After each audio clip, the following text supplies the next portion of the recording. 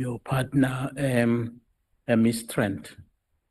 So, Chairman, of course, this would be the same Cedric Mkhwanazi who was offered the job at the rank of brigadier in the police for turning against the IPID investigators and fabricating these stories. So other than to say that, you know, Mr. Mkhwanazi and the truth are very big strangers, everything he told this committee was a lie, and he knows it was a lie. I don't know what's happening. This thing is falling off. So I'm absolutely convinced. I've got it now. It's all right. I'm absolutely convinced that Mr. Mkhwanazi was part of the conspiracy, part and parcel of the conspiracy to derail the Pashlani investigation. And he made it clear by virtue of his conduct. And how a person can 1 minute be an investigator with IPID and the next minute be working with the team that's trying to derail the investigation into the acting commissioner of police. So I've had absolutely no doubt that Mr. Mkhwanazi was very dishonest when he provided evidence at this committee. He lied through his teeth. And he forgot to mention that he was offered a job as a brigadier. He forgot to mention that Humbalani Kuba was also offered a job, I think, as a major general or a lieutenant general. And all they had to do was turn into witnesses. By the way, according to Humbalani Kuba's statement, he said that General Mkhwanazi Thank you so much, Mr. O'Sullivan. Thank you so much, Pangazita. Chair. And we take Chair. honorable vessels. Chair. Maybe before that, just to let you know that there's been a problem with the mic of the witness. So Honorable Mwango had to pause for that mic to be fixed, so the secretariat fixed, so the proceedings were stalled. Wow. But it was about two minutes. Yeah, I have given him those 2 minutes. The 2 minutes have been given. Thank you, Honorable Chairperson, even though I want to say it was more than 2 minutes, but no, it's fine.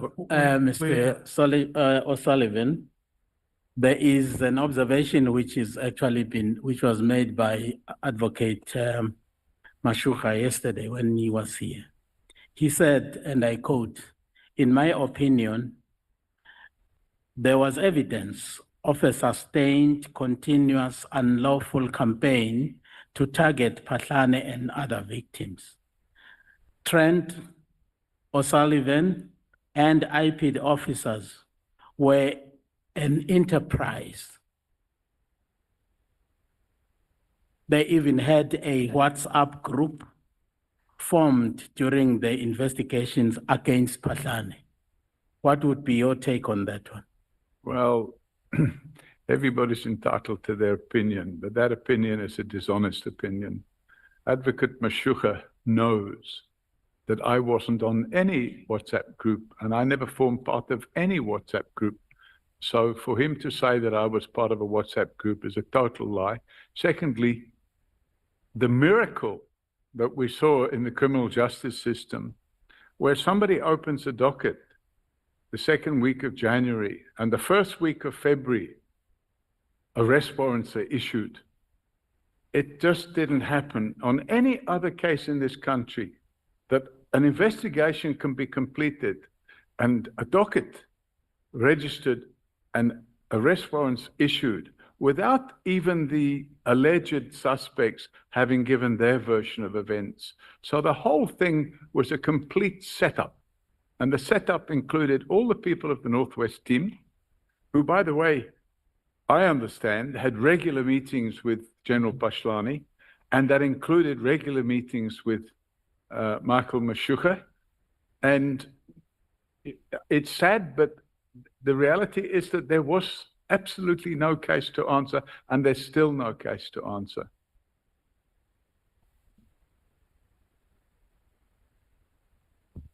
Thank you, Honorable Chair. Have you asked all the questions? The microphone incident might have disrupted your chain of thought. Do you still have one more question to ask? Well, indeed, it has.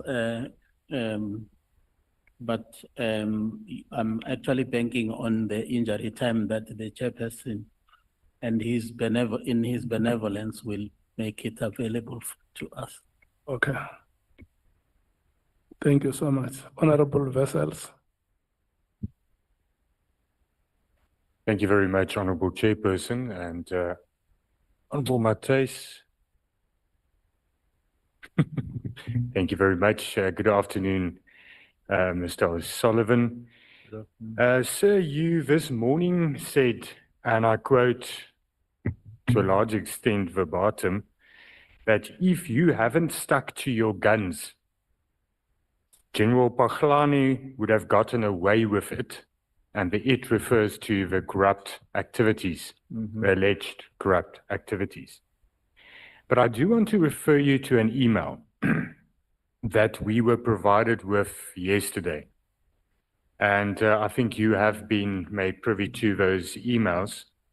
It's, if I understand it correctly, the first email that you sent to General Mkhwanazi, and it was on the 12th of February 2016. And in that email, you address it to the Dear Acting Commissioner of Police. I'm not going to read everything, but you then say that I always thought you were straight until I saw how you were helping Mono. Then I started looking into you and I found out that you have skeletons in the cupboard too. In fact, more skeletons than Celebi had. You obviously know what you've been up to for the last few years. No one knows better than you. Now I know too, and that's after only a week of digging into you.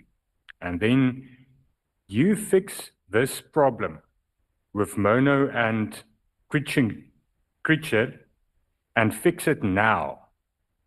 Or you'll go the same way as Celebi. That's a guarantee. You fix Mono and Creature, and I will lose interest in you. If you don't, I'll be all over you like a bad-fitting suit, and so forth, and so forth. Now, Mr. O'Sullivan, that seems like you say to him to address the problem. We don't have to talk about the problem that you identified with the Creature and the Mono situation, but you putting it to him that he should act on that, and if he does not, you are going to act on the skeletons in his closet. So that does not seem as though you found out about this corruption and you made it your mission to get him to be held accountable. Because if he did what you wanted him to do, you would have lost, and you said you lost interest in him. So can you comment on this email? Yes, thank you. Chairman, this email was intentionally disruptive. By this stage, the docket was ready to open. In fact, I opened it a week later. I'd already been investigating him for several months. And this was what we call a curveball. You throw somebody a curveball to see what they're going to do about it. Well, we know what he was going to do about it, because 6 weeks after that email, I was arrested and dragged off a plane at OR Tambo Airport in front of my children. So this was not factually truthful on my side. It was a deliberate curveball intended to wrong-foot him, and it had that effect. Yeah, I hear you. So you would have gone ahead with the corruption charges regardless? the docket was ready. I opened it, I think, less than a week after this. And I had been investigating that since the previous May. So it wasn't, this was an intentional curveball to make him think that he might get off the hook. But there was absolutely no way he was going to get off the hook. Okay. When were you dragged off an airplane? End of March. 2016. Correct. But there's an interview that you say, you refer to that situation, and you say that that was with regards to the Dudu Mnyeni investigation. Oh. Or was that a different drag off a plane? No. Everything was linked. All of it was linked. So what happened was, and of course there will be members here that will disagree with this, but what happened was, the then president appointed General Pashlani as acting commissioner of police. And by the way, he sat as acting commissioner of police from August 2015, when General Pieka was suspended. Now, at the same time, or in that period, if you look at our document called Joining the Dots, we set out a chronology of how state capture took place. And that chronology only dealt with the capture of the criminal justice system. It didn't deal, although it mentioned, it didn't deal in detail with the capture of Eskom or Transnet or Prasa. But what we said in that document was the capture of the criminal justice system became necessary in order to shield the people that were involved in the bigger project of state capture. So they had to have, and I think we've said it in the Joining the Dots document, that if we'd have had an effective criminal justice system at that time, state capture would not have taken place, because good cops at the head of the police and the head of the prosecution service, the whole lot was captured. So the courts found that the appointment of Mokotedi was unlawful. The court found the appointment of Mkhwanazi was unlawful. The court found the appointment of Sean Abrahams was unlawful. The court found the suspension of Robert McBride was unlawful. So you had this capturing of the criminal justice system, and we were trying to say, this has to be stopped. Okay. So it was linked. All of it linked. And unfortunately, you have this situation where you've got police officials, and it's in one of my sworn statements, not here, but it's in one of my sworn statements against the unlawful arrest where I was dragged off the plane. Yes. I had Mokotedi with handcuffs behind my back, banging me in the chest like this and telling me, you don't know how you've upset Dudu Mnyeni. Then they had a secret meeting, which I wasn't allowed to attend, where they wanted me to pack my bags, go to the airport, hand in my citizenship, and leave the country. Okay, thank you. Thank you, sir.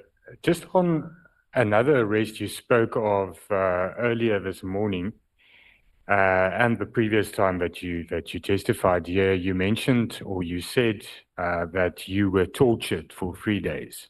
Yes. Did you lay any complaint with regards to that? Absolutely. There's a docket been laid, and laid. It had been laid at that time. I opened a criminal docket for torture. And was there any outcome? Well, unfortunately, the DPCI judge ruled that my constitutional rights were violated, but he couldn't see the torture. But if you look at the definition of the Torture Act, it absolutely amounted to torture. If you look at the definition, I don't have it in front of me, but if you look at the definition of the Torture Act, arresting a person, detaining them in unsavory conditions as revenge for them opening corruption dockets against people amounts to torture. And I adamant that that is the case. It will depend if those elements of that crime has been proved. But the fact is, so you say that there is a judgment in that case. We can find that judgment. It's in the DPCI. If it's mind blowing what's in the DPCI judge report. It's mind blowing. Okay. Then I want to quickly get to the FDA, the forensic, what are they called? Forensic diagnostic something. No,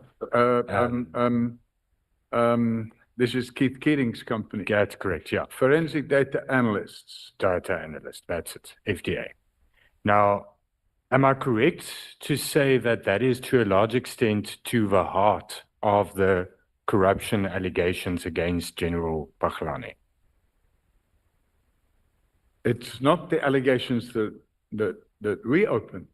So we opened the case against General Mkhwanazi. A copy of my docket is in my submission.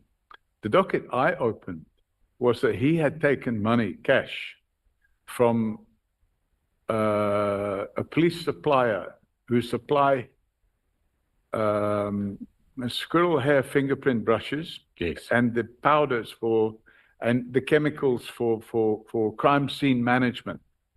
But you also referred to Keith in your email correspondence with the prosecutor and with Sean Abrams and so forth. Later I did, because you only had to see what was coming out in the media.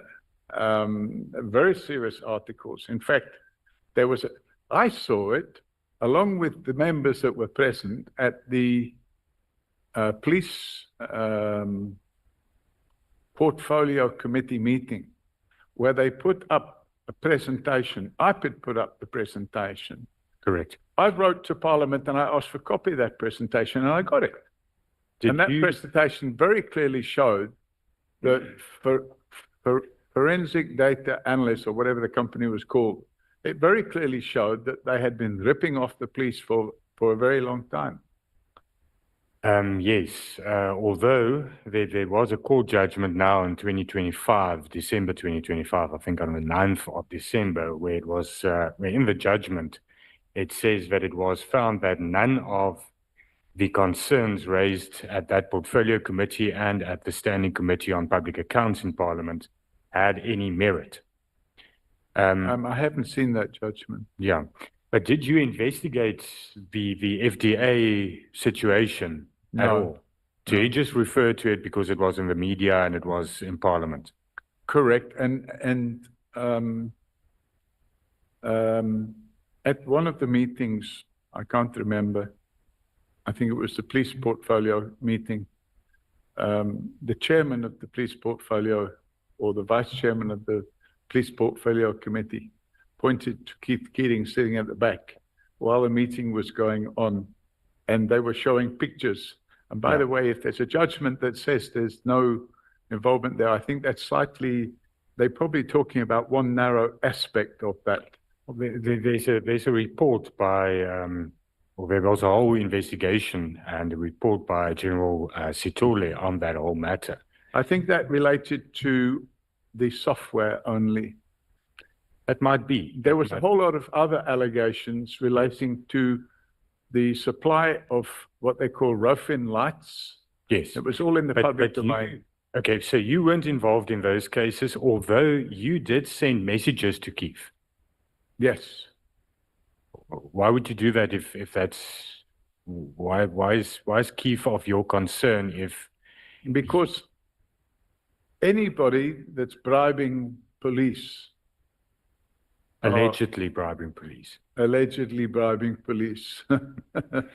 Anybody that's allegedly involved in that activity need to face the music, especially when it comes to my attention that the person in question is allegedly bankrolling conduct against others, including myself. So you see, Mr. O'Sullivan, it's very difficult because a lot of these aspects are in court.